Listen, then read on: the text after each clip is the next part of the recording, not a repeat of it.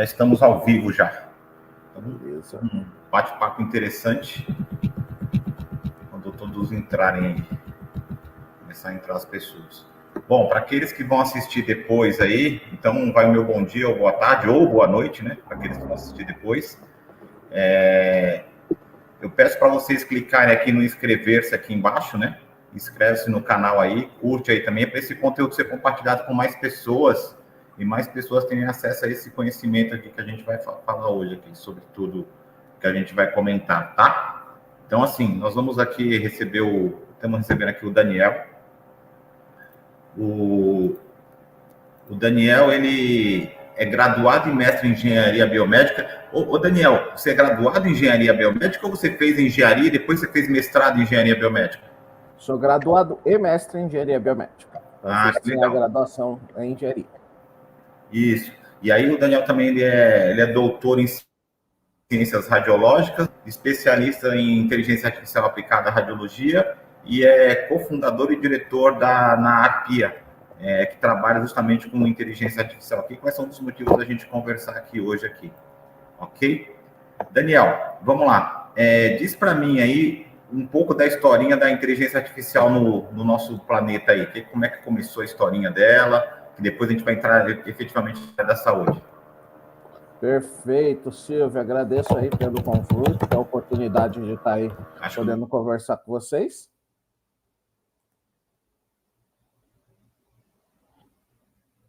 Tá aí? Eu tô te ouvindo. Você tá me ouvindo? Agora sim, você deu uma meia com uma congelada. Deixa eu te perguntar. Seja bem-vindo, João. Deixa eu te perguntar de novo. Daniel, conta um pouquinho para nós, antes de a gente entrar na inteligência artificial na área da saúde, um pouquinho da história da IA no mundo, como começou, um pouquinho dos princípios dela.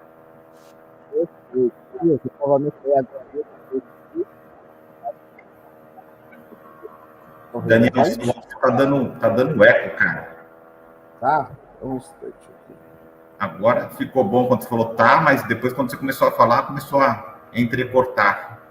Peraí, deixa eu trocar. Deixa eu tirar o fone aqui e ver se melhora. Tá.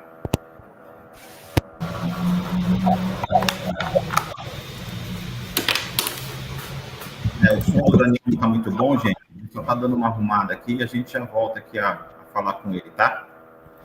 E aí, agora, Silvio, como que tá? Agora tá ótimo. Perfeito, excelente, então. Então, novamente, eu agradeço pelo convite, pela disponibilidade de poder estar participando aqui com você hoje. E já entrando aí no primeiro tópico, muita gente acha que inteligência artificial é algo um pouco mais recente, dado o boom, tudo que tem acontecido hoje em dia, mas o surgimento dela é um pouco mais, vamos dizer assim, já tem quase 100 anos. Eu costumo gostar de dizer que a primeira máquina, né, o modelo matemático propriamente dito, que foi desenvolvido com inteligência artificial, foi a máquina de Turing, né, desenvolvido pelo primeiro engenheiro da computação, Alan Turing, basicamente ali na década de 30, década de 40, justamente foi cenário aí de alguns filmes na questão de decifrar o código dentro da Segunda Guerra Mundial.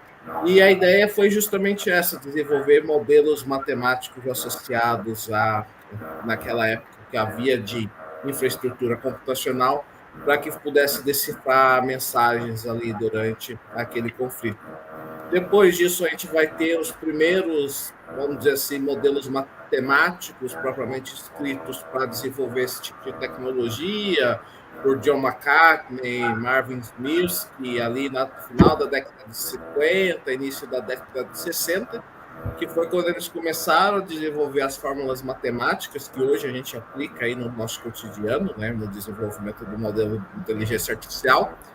E a gente teve ali na década de 60, 70, 80, o que o pessoal brinca que foi a decadência da inteligência artificial, porque a gente teve muita matemática sendo desenvolvida antes disso, mas naquela época não tinha equipamentos, computadores o suficiente para dar um suporte aí para esse tipo de tecnologia, e foi apenas ali no final da década de 90, começo dos anos 2000, com o avanço da tecnologia, as pessoas começando a ter computadores em casa, que voltou-se a trabalhar mais os algoritmos de inteligência artificial. Depois disso, a gente vai ter o processo, né? Dentro da inteligência artificial, a gente começa a dividir a inteligência artificial em duas grandes áreas. O machine learning, né, traduzindo para português, aprendizado de máquina, que é quando você ensina o computador a partir de dados, estabelece com eles, por exemplo, uma bola é um elemento circular, ela tem um formato redondo e ela vai ter esse tipo de dimensionamento, então você mostra para a máquina como ela deve interpretar algum tipo de achado. Então é o que a gente chama de aprendizado de máquina. Ele fica muito forte ali no início dos anos 2000, até um pouquinho antes disso, então trabalhando muito até mesmo algumas tomadas de decisão. Então, às vezes, algumas pessoas correlacionam a inteligência artificial quando você tem um mecanismo fechado que toma decisões a partir de uma determinada série de apontamentos ou dados de entrada.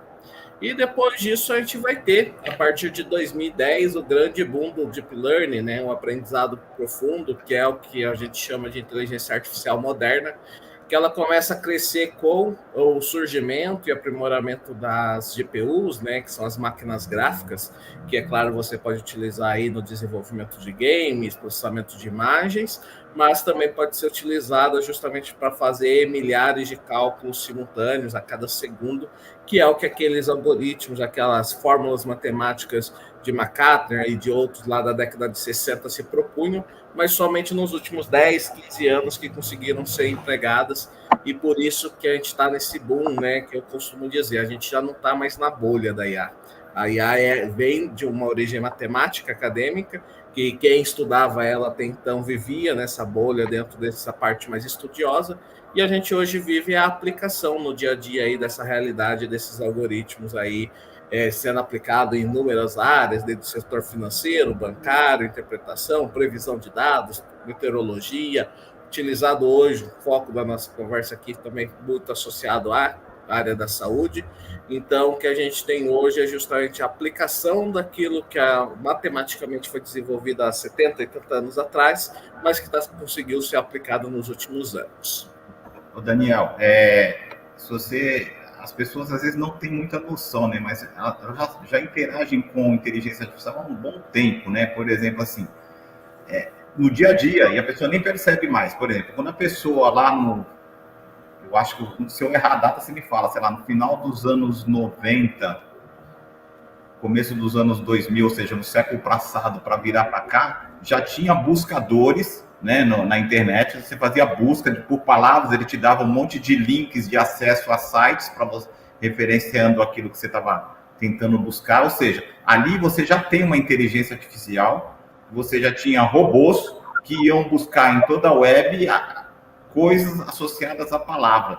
E quando você não colocava filtros, por exemplo, entre aspas, o que você queria, vinha 300 milhões de conteúdo. Tudo que aparecia aquela palavra, nem que fosse no meio, ele buscava, né? Então as pessoas esquecem que elas entram na sua rotina, esquecem que isso já faz parte da vida dela há um bom tempo. Tem um outro exemplo que tem muito fácil, que é os jogos mesmo que você falou. Por exemplo, assim, quando a pessoa está jogando, sei lá, futebol em casa, lá com o filho ou com os amigos, ali existe uma inteligência artificial no jogo para o jogador ser mais incisivo, ser menos incisivo. Você lembra que os jogos ele tem nível de habilidade. Você tem o iniciante, aí você tem o, sei lá, o intermediário, o avançado, o mestre, não necessariamente nesses nomes, né? E quanto mais para cima, o nível mais hard, mais dificuldade você tem no jogo, mais a inteligência artificial está interagindo com aqueles jogadores, com aqueles carros, com aquela nave espacial, com o que for lá o evento do game, para poder dificultar a jogabilidade para quem está jogando, né? Então as pessoas fazem isso e não percebem que ela já está inserida nesse contexto há um bom tempo, né? Exatamente. E isso mostra, né, desses dois exemplos que você trouxe, a própria evolução da inteligência artificial. A gente vai ter, é claro, o Google ele se popularizou aqui no Brasil no final ali dos anos 2000, 2010, mas ele ali é da década de 90. Acredito que alguns de que estejam nos ouvindo aqui conhecem muito o buscador brasileiro Buscapé, que foi uma das primeiras referências ali, consulta na parte de logística, na parte de onde que eu devo comprar alguma coisa. Eles usavam a inteligência artificial basicamente no modelo que eu havia citado, por exemplo, do aprendizado de máquina.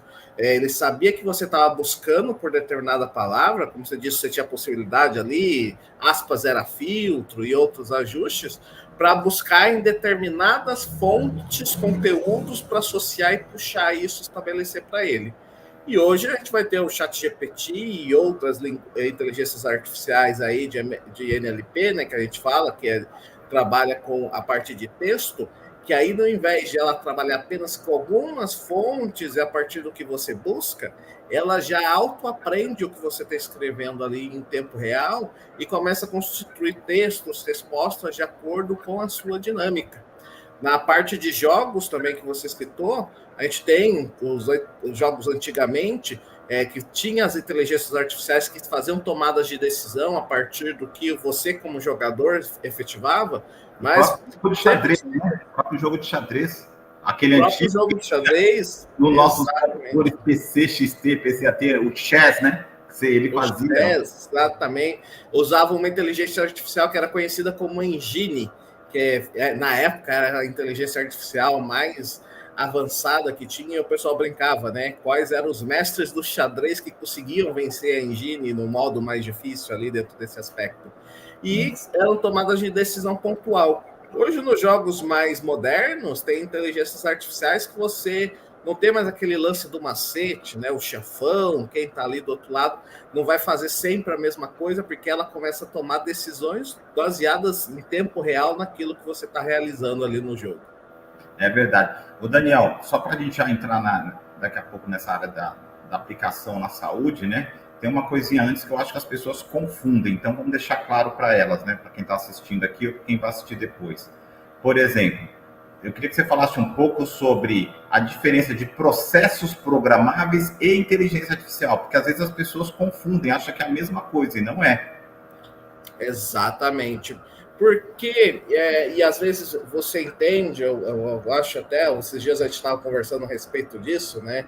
E eu até vi um vídeo também a respeito do pessoal, uma das primeiras inteligências artificiais que a população teve acesso era a máquina de lavar roupa, alguma outro eletrodoméstico que tinha um timer, que tinha determinadas funções programáveis, o micro-ondas, por exemplo.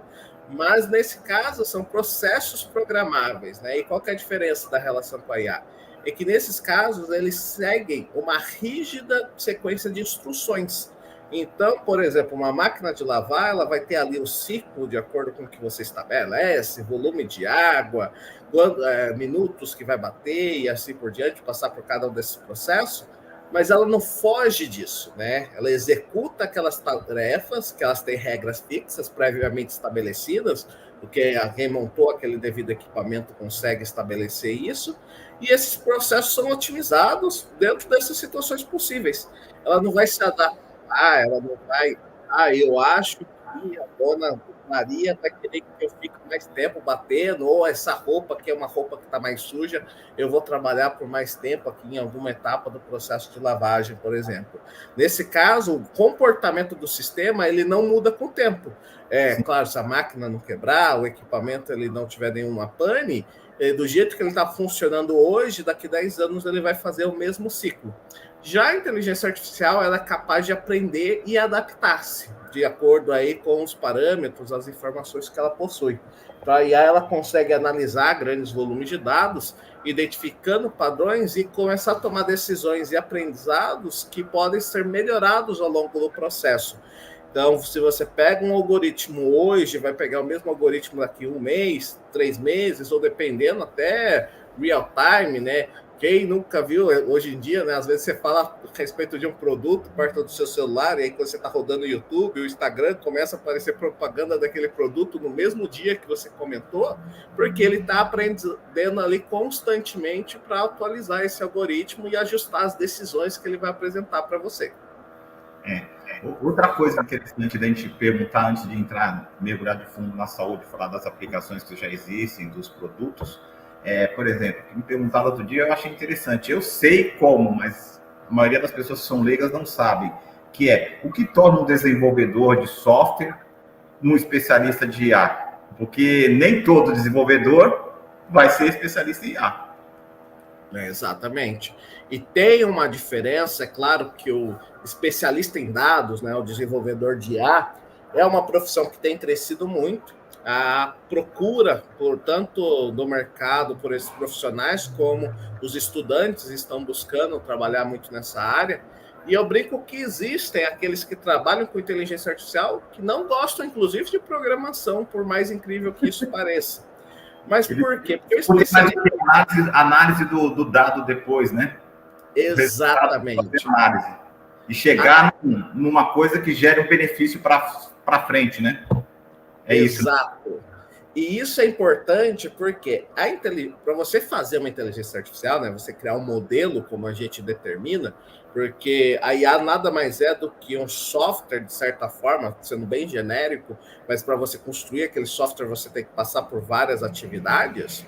Você vai ter que ter, e a gente divide hoje dentro da engenharia de software, dentro da área de inteligência artificial, data science, 3 linhas. A pessoa ela pode ser ou um analista de dados, ou um engenheiro de dados, ou um cientista de dados. Mas qual é a divisão entre esses 3? O analista, ele é responsável justamente por capturar, segmentar e fazer anotações, pontuações, dividir esses dados conforme forem necessários para poder dar entrada no treinamento de um modelo de inteligência artificial. Os engenheiro de dados é aquele que vai montar o modelo. Ele vai ser literalmente, usando o termo, né, da engenharia, estruturar e criar um modelo matemático que vai chegar naquele ponto para que, a partir dos dados estabelecidos pelo analista, vai conseguir treinar esse modelo e para chegar num resultado. E, por fim, o cientista de dados é aquele cara que vai conseguir pegar esses dados que foram constituídos junto com os modelos e entender os resultados que estão sendo obtidos pelo algoritmo. E, nesse sentido, se a gente parar para pensar, o engenheiro de dados, é claro, é aquele que mais precisa ter o desenvolvimento na área de programador, né? Então, um desenvolvedor que precisa entender de algoritmos, de machine deep learning, né? Que eu havia comentado aqui, ter um entendimento importante de matemática e estatística, porque eu sempre gosto de falar, às vezes a gente quer falar sobre inteligência artificial e a pessoa não lembra o que é estatística, como que funciona esses modelos matemáticos, probabilidade, exatamente, porque, nossa, a IA sempre acerta, mas às vezes ela erra algo bobo, exatamente, é a probabilidade. Nada é 100% dentro dessa área, e esses erros, né, possíveis confusões, estão dentro justamente dessa matemática. E aí, é claro, né, pensando no nosso ouvinte aí, que é um desenvolvedor e que quer migrar para essa área, o mais importante, né, ele entender esse processo, né, de como que é feita a realização, captura e processamento de dados, e começar a dominar e aplicar alguns conhecimentos que são mais relacionados a essa área, né. Não adianta, a linguagem computacional mais utilizada dentro desse aspecto hoje é o Python, que foi, inclusive, uma linguagem programacional direcionada para essa área, e entender a linguagem, o desenvolvimento e, principalmente, quais são as principais bibliotecas utilizadas dentro dessa área. Daniel, uma outra coisa que puxa essa questão aí, legal, tem inteligência artificial, ajuda isso na sociedade, melhora aquilo, o que a gente vai falar ajuda na questão da saúde, os prognósticos mais rápidos, enfim. E a IA vai tornar os produtos e serviços mais caros ou não? Olha, Silvia, sempre é uma pergunta muito boa. Eu costumo dizer, né, nessa área, que é o que é caro para você. Uma coisa eu garanto, desenvolver a IA é sempre caro, porque você precisa de especialistas, você precisa de desenvolvedores, e quanto mais capacitadas são as pessoas que trabalham aí dentro desse segmento, mais caro é o processo. E não é algo que você faz uma sprint, eu vou juntar aqui 3, 4, 5 desenvolvedores e em 2, 3 meses eu vou obter um resultado. É algo constante. E também a inteligência artificial tem uma parte ruim que às vezes mais não somam.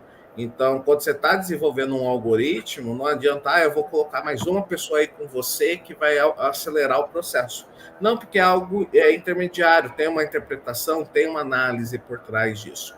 Então, a IA, ela visa tornar os processos do dia a dia mais simples e automáticos. Então, você tem um ganho, uma economia na sua rotina, seja no processo, seja numa atividade. Por exemplo, quem utiliza aí o ChatGPT consegue produzir textos, produzir atividades, coisas, perguntas, né? Esses dias eu estava dando uma palestra na área veterinária, e aí o médico veterinário comentou que ele deu um diagnóstico para o dono de um cachorro, o cachorro, na hora, 1 minuto, pegou o celular, digitou o que era aquela doença, aquela patologia que o dog tinha, e ele leu, jogou no ChatGPT, pediu para ele explicar, ele leu, falou, tá, doutor, entendi o que ele tem, e agora, o que a gente faz? Então, a que ponto a gente chegou que as pessoas, legal, conseguem utilizar isso para o conhecimento? Então, é o facility. Como que eu vou estar utilizando isso do meu dia a dia? Só que não adianta. Se você tem um serviço específico, a gente trabalha aqui muito na área da saúde, mas em outras áreas, você vai ter na área de economia um modelo de inteligência artificial que você tem que pagar para monitorar dados e assim por diante. Você vai ter uma aplicação dentro de uma área específica. Hoje tem ferramentas que desenvolvem algoritmos de inteligência artificial, por exemplo, na área jurídica.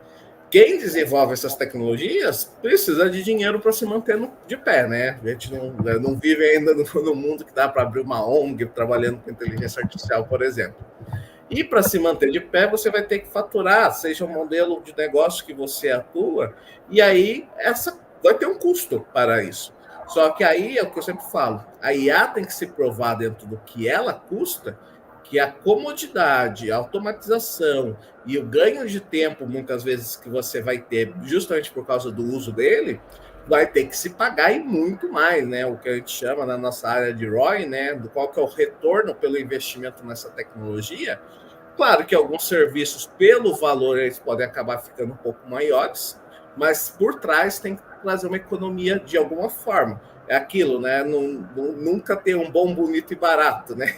Aqui no Brasil, então a IA tenta justificar para ficar o bom e rápido, mas às vezes vai ficar um pouquinho mais caro. Sim, mas depois a gente vai falar um pouco mais sobre esse caro que não é caro, né? A gente tem bons exemplos para dar para as pessoas aqui. Vamos entrar então agora na nossa área aí, na nossa área de saúde. Tem várias empresas trabalhando com IA, a sua é uma delas, a nossa também. Por exemplo, vou falar aqui, muitas pessoas já devem ter... Eu não sei se você já fez, Daniel, mas eu já fiz. Você já fez eletrocardiograma? Já. Não de esteira, eletro mesmo, não de esforço na esteira. Deitadinho ali, já.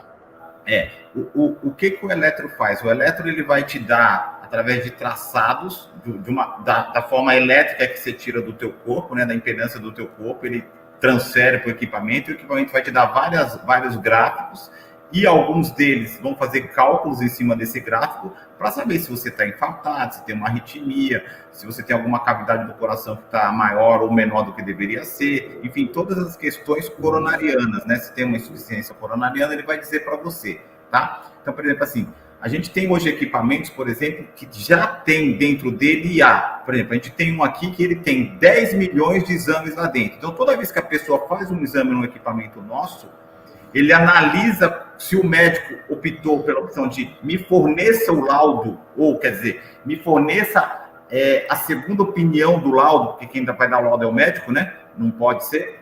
Toda IA é sempre uma segunda opinião, né? Nunca ela é a primeira. Me forneça o laudo, na área médica eu tô falando, tá, gente? Me forneça o laudo do equipamento. Ele vai olhar o exame da pessoa ali, do Daniel, na hora, e vai comparar contra essa base de dados de 10 milhões de exames. Então, em 10 milhões de exames, tem alguma coisa parecida com o traçado do Daniel. E aí, em cima disso, que é muito rápido, esse que é a grande sacada que o Daniel falou, um engenheiro de dados, tal, lembrar da estatística, né? Lembrar da matemática, ele vai te dar, em segundos, o resultado. ó, a frequência cardíaca dele está tanto, a frequência respiratória está tanto, ele está um exame, um ECG normal ou não. Então, isso é uma aplicação que hoje em dia, a gente falou do custo, né? A gente está falando do custo. Já tem uma inteligência artificial lá dentro, a diferença é que ela é uma inteligência artificial, como é que eu posso dizer? Você me corrige, Daniel, se eu estiver falando alguma coisa meio equivocada do termo técnico. É como se fosse uma inteligência artificial estacionada. Ela parou ali, ela é um bloco, ela não aprende sozinha, porque ela não está ligada com uma base de dados que está sendo atualizada. Então, ela está lá. Se tiver uma versão nova que vai ter 11 milhões de exames, ele vai se atualizar. Se não, ele vai sempre comparar com esses 10 milhões. E esse tipo de produto, por exemplo, não custa nada mais do que custava os anteriores. Está na mesma faixa de preço. Ou seja, a inovação chegou, foi incorporada ao meio tecnológico que já existe há 40 anos, 50 anos no mundo, 50 anos, já foi incorporado no meio tecnológico e o preço não subiu. Então, isso é uma coisa legal, né? Ou seja, a sociedade está tendo um benefício através do profissional clínico que vai falar com você, o paciente também, porque tem uma base de dados enorme que está sendo analisada, não é só aquela experiência daquele médico. Eu também sou engenheiro e, por exemplo, assim, eu vi um monte de coisa na engenharia, vi área civil, vi área hidráulica, vi de tudo. E me especializei em eletrônica, que era o que eu queria. Então, assim, a gente viu um monte de coisa, a gente não usa o que a gente viu. Então, é a mesma coisa, o médico, ele viu o traçado de ECG, ele viu urologia, viu pneumologia, viu ginecologia, obstetrícia, mas ele se especializa em uma área. Então, às vezes, quando a gente vai no médico, o médico pede o exame, é porque ele quer se sentir confortável com a opinião de um especialista que está sempre olhando aquele padrão, seja coração, seja pulmão, seja órgãos genitais, o que for, né? Então, essa é a diferença para a pessoa que é leiga, que não sabe. Boa noite, Miguel, seja bem-vindo.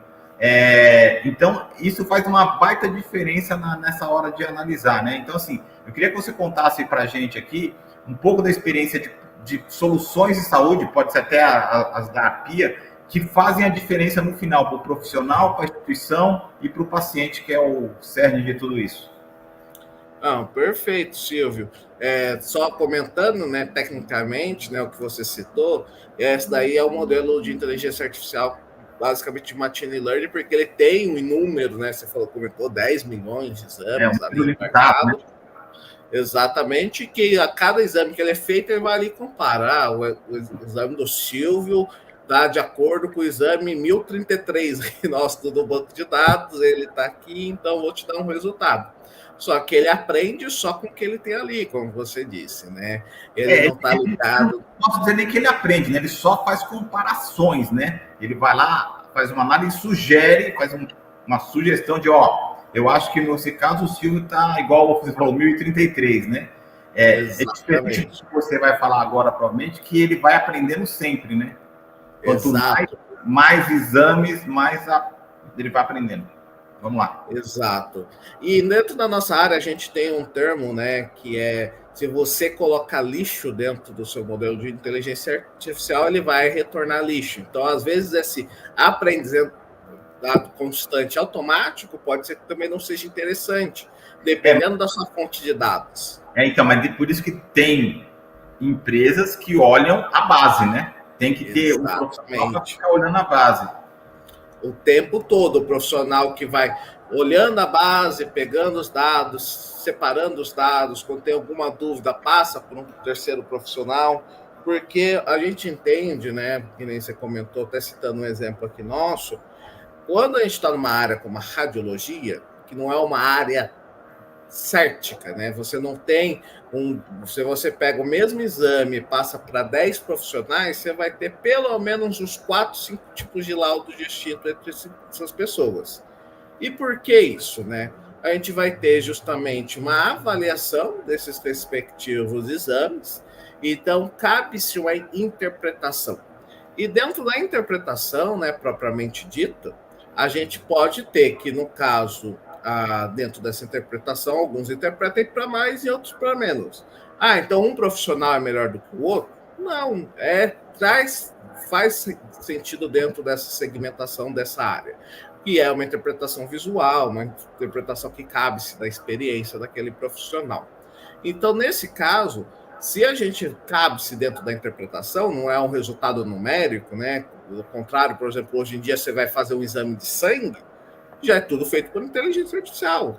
Quem vai discutir com a máquina que calcula a sua glicose, que calcula os seus triglicérides? Não, eu não acho que é esse o valor aí que a máquina está trazendo para nós. Não, já sai tudo ali automatizado, de acordo, é claro, com o que é certificado, todos aqueles equipamentos possuem. Que é normatizado, né? Exatamente, então está dentro desse aspecto. Agora, quando a gente traz isso para uma outra área que envolve essa interpretação, eu gosto sempre de pontuar que o importante é que a IA não vem para substituir. A IA ela vem justamente com o foco de aumentar a precisão e agilidade do diagnóstico. O que a gente tem no mundo são modelos de atuação distintas. Na Europa, por exemplo, você já tem inteligência artificial fazendo o que a gente fala de triagem total. Quando o paciente é saudável, quando o paciente é normal e a IA identifica isso, que não tem nenhuma alteração, a IA já pode liberar o paciente sem necessariamente aquele exame passar por um laudo. Agora, quando a IA fala, olha, tem algo errado aqui, às vezes ela nem fala aqui, que dá uma sugestão, algumas como a nossa chega a dar uma sugestão, mas ainda é necessária a certificação ali, a assinatura de um médico responsável para fazer ali o devido procedimento daquele paciente. Na China, você já tem aí já uma automatização quase que 100%. Se você pega pacientes saudáveis ou que estão dentro da faixa etária, sem nenhuma comorbidade, o pessoal fala hoje, lançou esse ano, né, o Hospital por Inteligência Artificial, que consegue fazer 3.000 consultas diárias. Imagina um hospital fazendo 3.000 consultas diárias, como isso seria aqui no Brasil, né? É difícil, quantos profissionais seriam necessários alocar para você chegar nesse volume? Mas porque lá eles já chegaram a um ponto de liberação que esse cara está dentro de algo que não tem muito risco, deixa a inteligência artificial lá ali automatizando e analisando constantemente. E aí, dentro dessa área da saúde, você vai ter desde o atendimento para fazer prontuário eletrônico, então vai ter ali já, a partir do questionário com o paciente, as tomadas de decisão, né, o que ele for te respondendo, a inteligência artificial já vai chegando no pré-diagnóstico, uma pré-indicação de qual exame esse paciente precisa fazer. Agora tem crescido muito as inteligências que acompanham a consulta. Então, no lugar do médico, hoje em dia, você vai para um hospital, uma urgência, você não sabe se o médico está olhando para você ou se está batendo ali o prontuário do paciente no computador. Então, você tem a inteligência artificial de texto, por exemplo, um chat GPT, que ela escuta ali a consulta, né, o paciente dando sintomas e o médico fazendo as perguntas, o questionário, e já redige ali no prontuário a casuística, né? Tudo que foi falado ali automaticamente, facilitando ali esse trabalho e permitindo com que o médico realmente dê mais atenção também para o paciente. A parte dos equipamentos, como você mesmo já citou, muito comum, os novos equipamentos de eletrocardiograma, tendo aí essa possibilidade de ter esse comparativo interno. A gente vai ter equipamentos como ressonância magnética, tomografia, que agora tem modelos de inteligência artificial que num protocolo que antes demorava 30, 40 minutos para você fazer um exame de ressonância, por exemplo, ele consegue fazer ali com menos tempo, mantendo a qualidade, então que era 40, ele diminui para 20 minutos, por exemplo. Você vai ter dentro da área de farmacêutica, também muito interessante, porque quem já cansou de, às vezes, você tem alergia de pirona, que nem eu, você tem que falar na recepção, você fala para o médico, você fala para a enfermeira, você fala para todo mundo, para ninguém esquecer e não te aplicar um de pirona sem querer. Não, isso são questões também de processo das instituições, né? No Brasil a gente tem muito disso. Você chega lá, você toma, por exemplo, eu fui esses dias no PS, que eu estava com uma dor abdominal, e aí chega lá, na triagem, você toma alguma medicação? Toma, quais? Fulano, ciclano. Aí o cara vai e digita no sistema. Aí você entra e fala, o médico pergunta a mesma coisa. Até você fala, boa, cara, não tô entendendo. Então esse sistema seu aí, eu acessei a marca, não vou falar por questões de ética, se a marca do sistema lá nesse hospital. Ou tem duas coisas. Eu acredito que o sistema tinha essa informação. Talvez ela esteja mal disponível para o profissional de saúde, ou seja um vício do profissional de saúde. Fazer sempre a mesma pergunta, né? Talvez seja uma questão de protocolo. Você tem que sempre perguntar para o cara de novo, até para saber se checou ou uma checagem da informação anterior. Pode ser também, né? Mas fica meio assim, no meio da tecnologia que a gente vive, não faz muito sentido, né? O cara fazer um check de novo, né?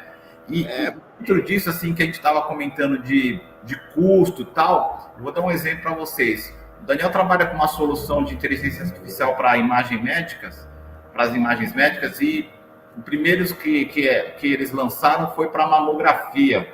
é inclusive o primeiro do Brasil.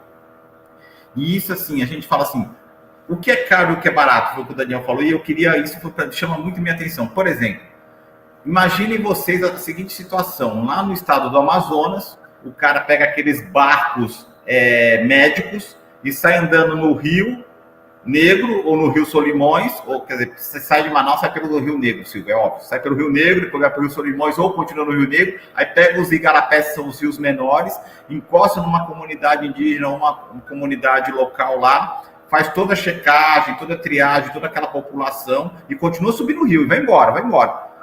Aí a primeira mulher aqui, as primeiras mulheres que fizeram mamografia no primeiro local, só vão ter o resultado do exame, se for rápido, daqui a 3 meses. Então imagina só, se a mulher tiver uma microcalcificação na mama, já podia ter sido detectada na hora, só daqui a 3 meses ela vai saber o resultado. O que isso implica? Implica que se tivesse nesse sistema já uma inteligência artificial ligado via satélite que caísse já na central, a inteligência artificial já ia dizer com uma acuracidade de mais de 95%, depois você me corrija se eu estiver falando errado, com menos de 5 minutos, o profissional médico radiologista ia ter lá um pré-laudo para ele olhar.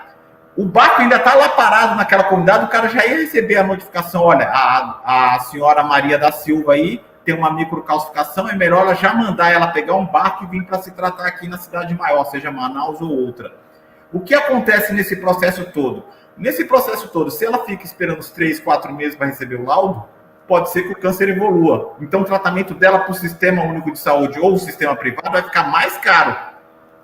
O processo todo de tratamento. Se ela começa a tratar antes, o custo também cai. Então, aquele custo de o cara ter comprado a inteligência artificial no começo foi infinitamente pequeno.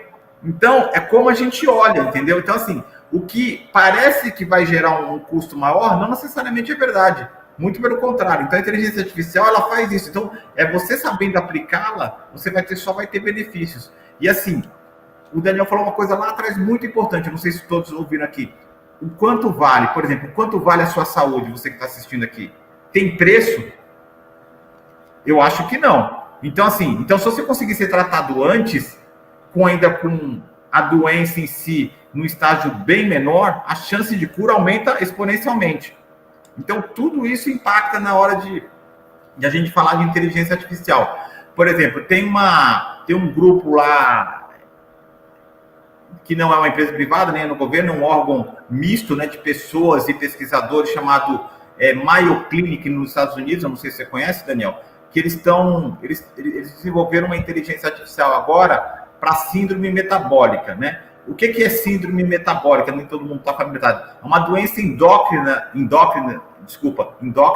que se caracteriza por um conjunto de fatores de risco, como obesidade, hipertensão, colesterol e diabetes. Como é que eles fazem isso, essa inteligência artificial que esse pessoal desenvolveu? É um scanner. Imagina como se você passasse dentro de um tubo, você escaneia você de ponta a ponta. Não é um tomógrafo que você entra, né, uma ressonância, mas você fica de pé, ele te escaneia o corpo inteiro.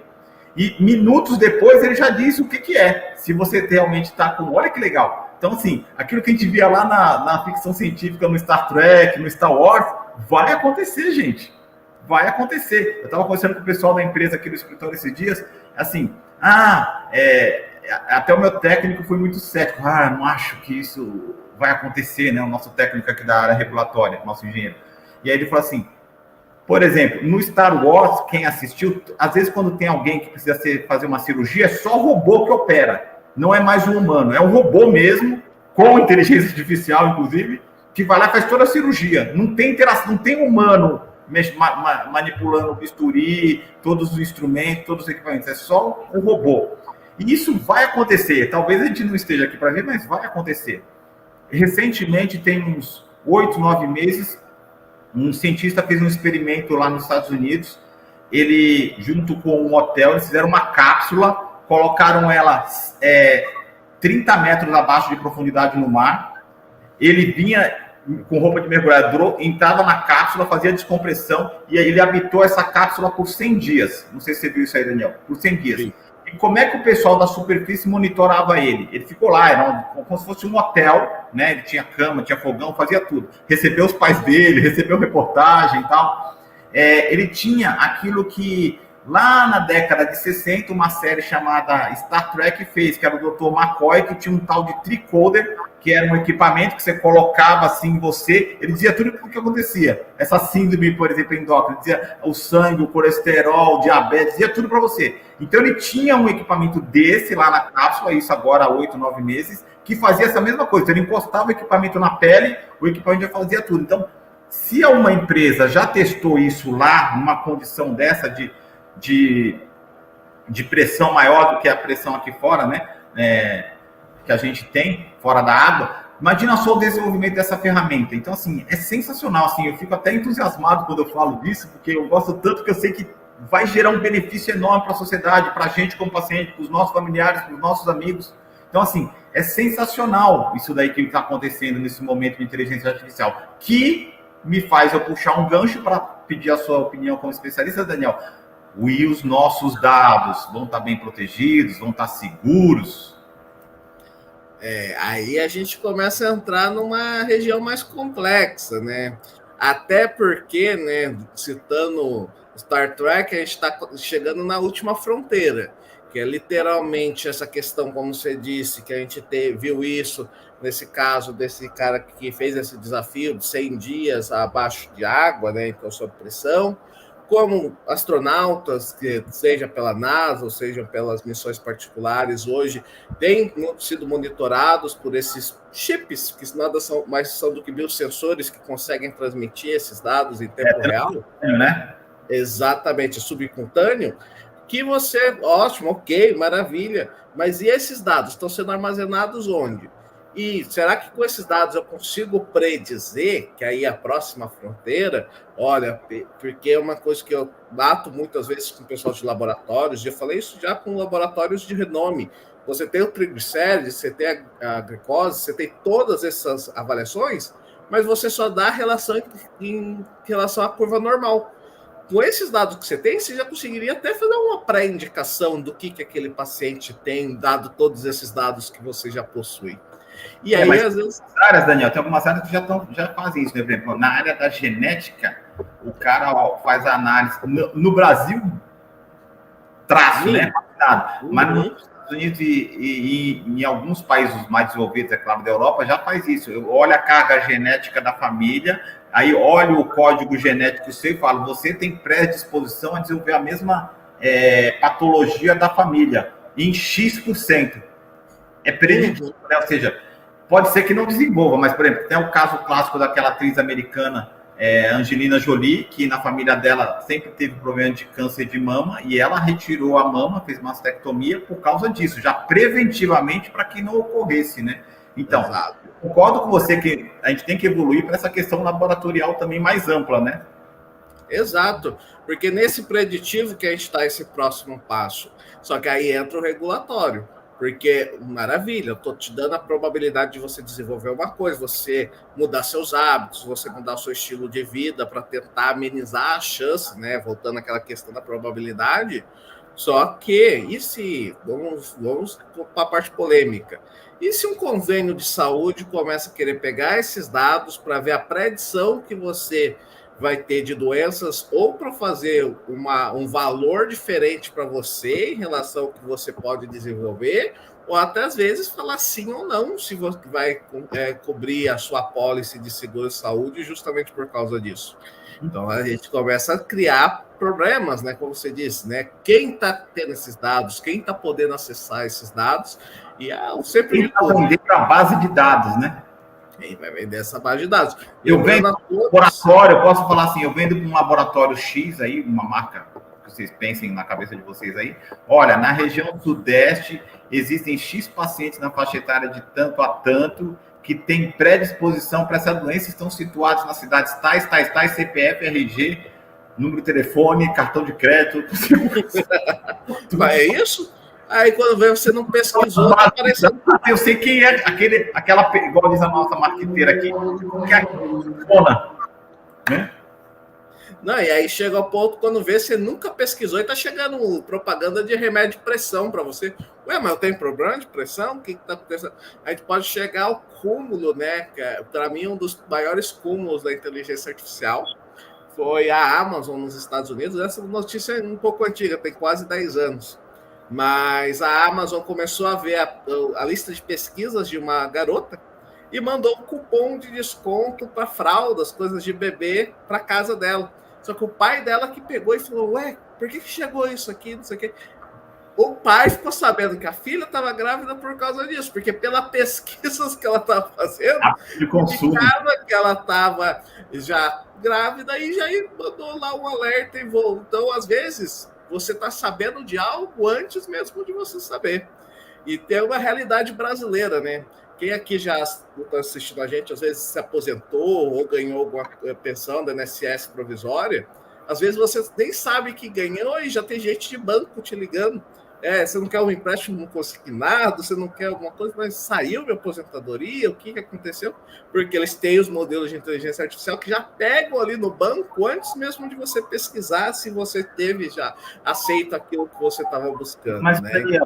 Eu entendo o que você está falando e que você está super certo. Tem outra questão que a gente pode daqui a pouco explorar, ou numa outra oportunidade, numa outra live, no outro dia, sobre a questão da proteção dos dados no banco. Por exemplo, existe no Brasil a famosa LGPD, que perdoem os céticos, mas para mim foi um passo, é um começo, estou sendo muito criterioso, né? Melhor do que não ter nada, tá? Mas tem coisas que você olha e fala, meu, isso daqui é tipo, para inglês ver, né? Acreditar. Mas, por exemplo, quando você falou quem é que vai estar vendo o seu dado antes, tal, se um laboratório, sabe, um convênio, sabe, para te colocar numa faixa diferente de cobrança, eu concordo com você, mas isso a gente está falando do nosso país, tá certo? A gente está aqui no Brasil falando em português, para o povo brasileiro. Mas isso vai acontecer diferente no mundo, entendeu? Então, assim, é igual, por exemplo, assim, você chega para um gringo e fala assim, olha, aqui quando eu importo o seu equipamento, faço isso, tem essas taxas. O cara, mas como assim? O cara não entende a carga tributária brasileira, que é uma zona, desculpa o palavreado, né, bem bagunçada, né, difícil de se explicar para o cara. Aí o cara chega lá, ele só tem um IVA lá, tal, e funciona muito lógico, ele já sabe quanto que é o valor e vai para frente o produto, né? Então, em alguns mercados, o cara vai criar a coisa e geralmente quem cria pensando no melhor aplicação, né? Sim. Tem até o famoso remédio azul que foi criado com um princípio e foi usado para outro, né? Então, assim, depois descobriu-se um outro potencial uso dele, né? E ele vende muito mais para esse potencial do que para o outro. Exatamente. Então, assim, mas eu acho que isso é uma questão de ajuste e maturidade de mercado e maturidade daquela civilização. Se a gente hoje tem um sistema arraigado muito em cima dos planos de saúde das operadoras, melhor dizendo, então, ou esse processo tem que mudar, Silvio, vai ter que ser tudo SUS. No Brasil, difícil. Na nossa condição atual, momento, talvez daqui a um tempo, tirando essas coisas todas que acontecem, que a gente sabe no nosso país, quem sabe, né? E tem que acreditar. Mas é isso que eu acho que vai mudar. De acordo com cada país, cada legislação vai ter um choque diferente. E, em alguns casos, não vão usar mais o benefício que a gente. Exato. E aí, nesse caso, entra como você estava questionando, né? Quem que avalia isso, né, no final do dia? Você citou nossa inteligência artificial para apoio diagnóstico de mamografia, que tem acessibilidade de 98% para 99%, ou seja, a chance dela pegar um câncer é extremamente alta, mas quem que verifica isso, né? E aí a gente tem, cada país, algumas regras, como você mesmo citou, no Brasil a gente está caminhando, hoje a gente tem a LGPD, que não resolve tudo, mas é um primeiro passo e mais coisas têm que ser feitas, e a gente tem que as auditorias internas, então empresa, Daniel, como responsável, eu estou aqui confiante e consigo apresentar provas que eu consigo chegar nessa confiança, né, nesse resultado. Nos órgãos regulatórios, a gente na área da saúde quase sempre é acompanhado pela Anvisa, por mais que ela não tenha ainda um processo próprio de, ok, Daniel, você tem uma IA de mamografia, eu tenho um conjunto de dados próprios que eu quero rodar o seu algoritmo e vou chegar no resultado. Não, eles querem que você mostre o algoritmo, você mostra os resultados, conseguindo comprovar com os dados, entrega isso para eles e eles vão validar. Ok, o que mas você isso também é uma questão de maturidade do mercado, do negócio, né? No Brasil é uma coisa inovadora. A Arpia, o que é de 2019? A Arpia, então, é uma empresa nova, né? Então, assim, nova, assim, é uma das, e a primeira do Brasil. Então, assim, tem outras agora surgindo, né? Mas, assim, eu entendo que o mercado não está preparado para isso ainda, Não, né? ainda. Vai aí o que algumas empresas podem tentar fazer são certificações internacionais, que aí sim, alguns países já possuem para alguns tipos de demanda, algumas possibilidades de você ter esses auditores terceiros. Você já respondeu uma questão que me perguntaram, que eu acho super importante. Tá, e aí, quem fiscaliza a IA? Né? E as empresas que fabricam as IAs, entre aspas, né? Então você acabou de respondendo. Você atende a legislação que está vigente no país. Se ela é boa ou ruim, ainda não dá para... Pode ser muito melhorada, né? Mas é o que está hoje, né? E a própria sociedade civil, as empresas têm que se unirem para poder gerar esses grupos, para poder gerar essa discussão, para poder criar regras para a sociedade, né? Para a gente poder administrar tudo isso. Porque senão daqui a pouco nós vamos ter um domínio de IA de um monte de coisa.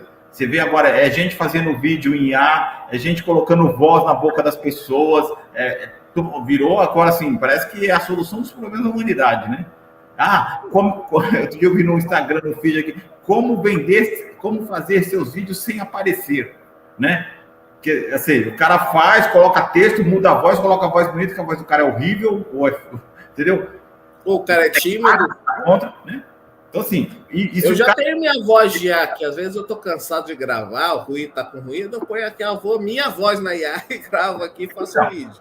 Esse o caminho, né? Pessoal, podem fazer perguntas, aqueles aqui que mandaram algumas perguntas aqui no meu WhatsApp, mas podem fazer perguntas aqui, aproveitando o restinho do tempo do Daniel aqui, a gente poder enriquecer essa apresentação aqui, tá? Então, Daniel, o que eu vejo é isso.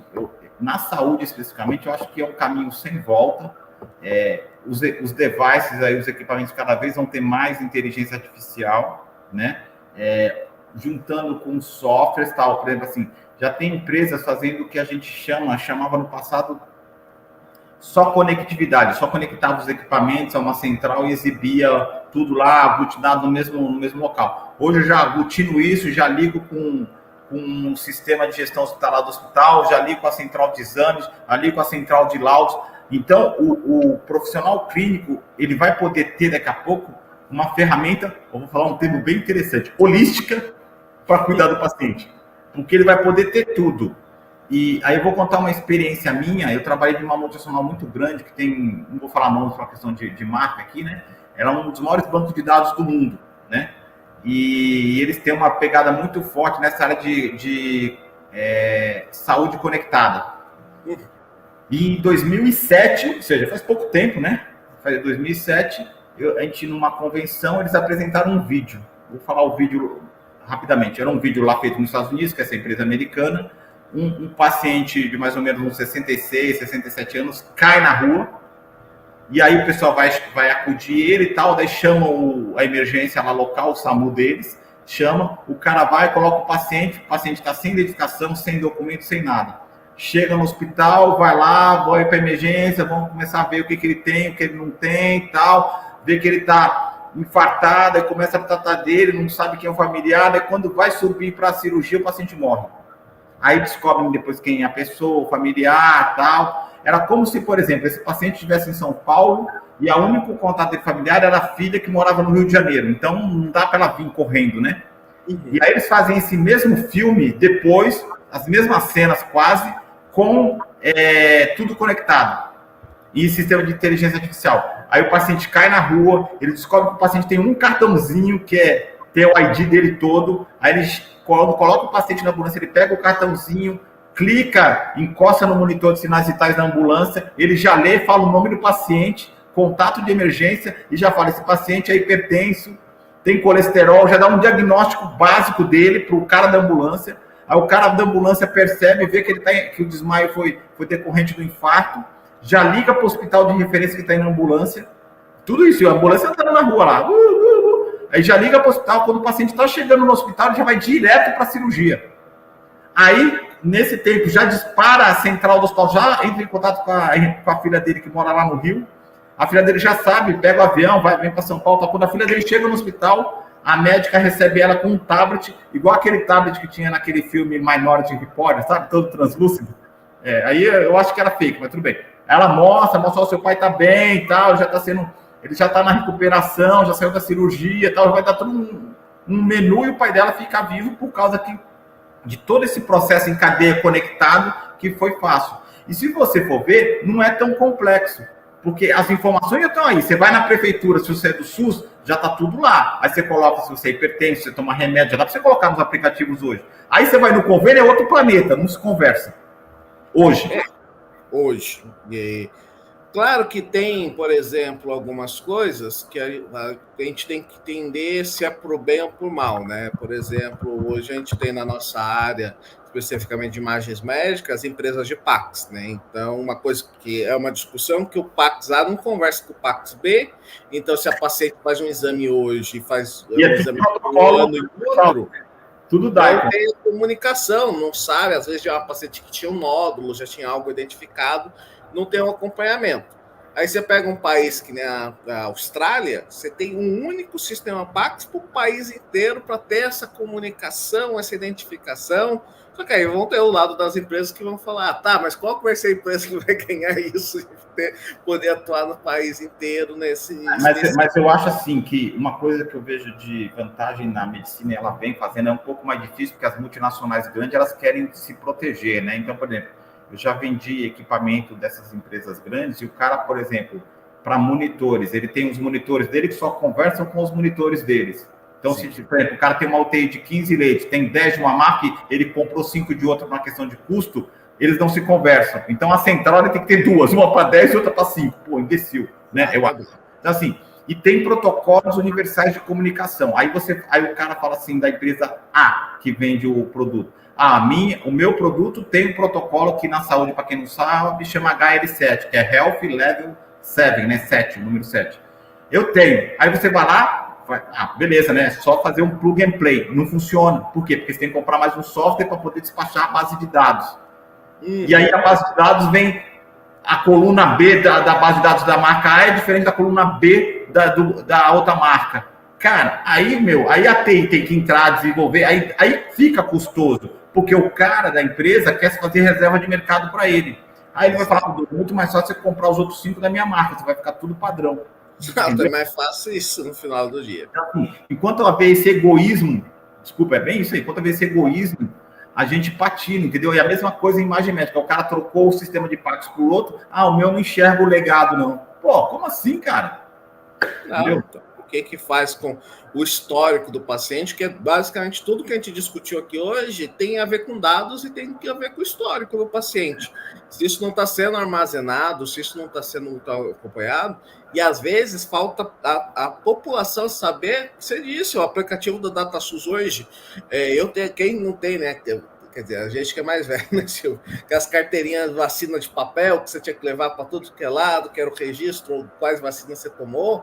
Hoje está tudo ali no ConectSUS, está tudo ali no DataSUS. Você vai para o aeroporto, você precisa viajar, você mostra ali as vacinas que você tomou. Quem não sabe, o Daniel mora em São José dos Campos, uma cidade, um polo de tecnologia aqui do estado de São Paulo. Eu moro em São Paulo. E aí eu precisei tomar vacina de hepatite B, que eu já tomei lá atrás, mas daí quando eu fui fazer o exame não detectou, a médica, você vai ter que tomar de novo. Aí fui tomar no SUS, não vou pagar, não precisa. Não vou no final do dia, não pego fila. Aí eu fui lá e peguei minha carteirinha velha de papel verde, que é aqui da Prefeitura de São Paulo, e levei, né? Aí eu achando que a mulher lá, as atendentes, iam me dar uma outra, ou falar, Silvia, a partir de agora, pelo aplicativo do eSUS aqui, você vê tudo. Eu colocar aqui, você vai receber até a agenda quando você tem que voltar para tomar a segunda dose. Não, ela pegou na minha carteirinha velha, escreveu no lápis a próxima dose, mas ela colocou no sistema. Aí eu fiquei pensando, Katsu, pra que isso, cara? Juro, ele falou, não, eu não posso te dar outra carteirinha, a sua tá ótima, tem gente que nem tem. Eu falei, meu Deus. Numa cidade de São Paulo, que teoricamente é a mais desenvolvida do Brasil para essas questões, né? Exatamente. Aí complica um pouco, mas pelo menos após no sistema. Pois. Então, se for em qualquer unidade básica de saúde de São Paulo, da prefeitura, que eu não sei se está ligado com o SUS, né? Vai ter essa informação. Às vezes essa é uma problemática também, porque às vezes a cidade quer fazer uma inovação, tal, eu tenho o meu próprio sistema. Ok, é importante, às vezes a cidade tem as suas especificidades mais detalhadas e quer fazer algo diferente, mas tem que estar conectado com a base federal, porque senão o grande ganho da conectividade você se perde. É, isso mesmo. Daniel, brigadão pelo papo, acho que foi muito proveitoso essa hora que passamos juntos. As pessoas ficaram mais tímidas, alguns mandaram perguntas aqui no meu WhatsApp, aqui, foi essa que eu fiz para você, algumas aí. Mas eu acho que foi muito proveitoso. Isso aqui dá pano para manga, a gente podia ficar aqui mó tempão falando, né? Porque tem um monte de iniciativa legal de empresas como a sua, empresas como a nossa, dos nossos próprios concorrentes, de institutos de pesquisa, enfim, o pessoal está correndo atrás. O que a gente torce é para que essas inovações cheguem realmente na ponta para ajudar o próximo, né? Ajudar o paciente, ajudar o pessoal que toma decisão, né? Para poder a gente ter uma qualidade de vida cada vez maior, né? E se a gente olhar, assim, eu gosto muito de história, sabe? Eu gosto de ver história, eu estudo história mesmo dos acontecimentos passados, das guerras, das mudanças de comportamento da sociedade. E se você olhar, uma coisa muito interessante, né? A população cada vez vem vivendo mais, né? Teve uma época que 40 e poucos anos estava condenado, né? Às vezes o pessoal faz essas brincadeiras nessas redes sociais, coloca assim, nos anos 80, pessoas de 40 anos, você olha, a pessoa está acabada, a maioria, né? E aí coloca hoje uma pessoa de 40 anos, você fala, tá o quê? 25, 28 agora essa pessoa tem? Só 40 é na idade de nascença, né? Mas tem isso aí, porque a gente olha e fala, caramba, que mudança, né? E tem a ver com a alimentação, tem a ver com os hábitos que a gente tem de vida, né? Tem tudo. A gente também tem mais estresse do outro lado, né? E tudo isso. Mas é um assunto que eu acho que tem muito campo para ser explorado, né? É um bem grande.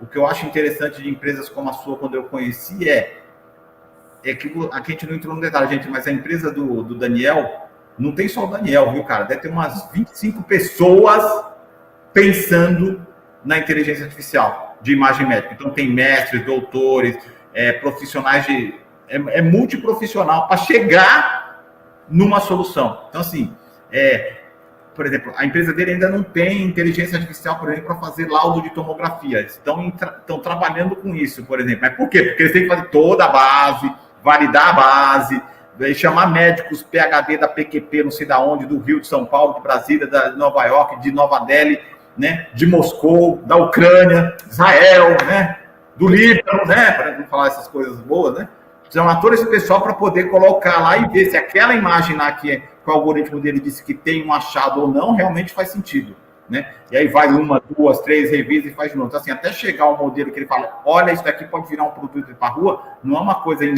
6 meses, 1 ano, né, então é um trabalho todo de... Um longo processo aí para chegar em algo complicado. Né? Exatamente.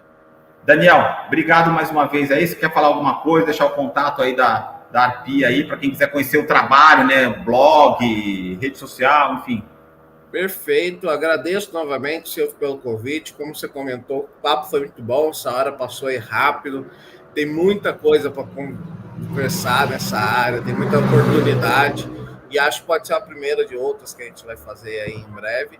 E para quem quiser conhecer um pouco mais do nosso trabalho, pode acessar www.arpai.com ou as nossas redes sociais, Instagram, LinkedIn, ArpAI especificamente, e aí vocês vão poder ver um pouquinho aí do nosso trabalho, das nossas soluções. Legal, gente. Obrigadão por todos aí. Vou pedir mais uma vez, não esqueça de curtir o vídeo aí, compartilhar para que mais pessoas tenham acesso ao que foi conversado aqui hoje. Se inscrevam no canal, a gente vai fazer isso com frequência agora, trazer pessoas do meio, como o Daniel, para conversar com vocês, para que enriquecer isso, a gente poder discutir, não só inteligências artificiais, como outras coisas importantes para nós, como sociedade, tá bom? Obrigadão a todos aí, excelente noite para aqueles que nos acompanharam ao vivo, bom dia de trabalho para aqueles que estão assistindo depois, boa tarde de trabalho ou de descanso para aqueles que estão vendo à tarde também, tá bom? Abraço, pessoal. Abraço, tchau, tchau. Gente.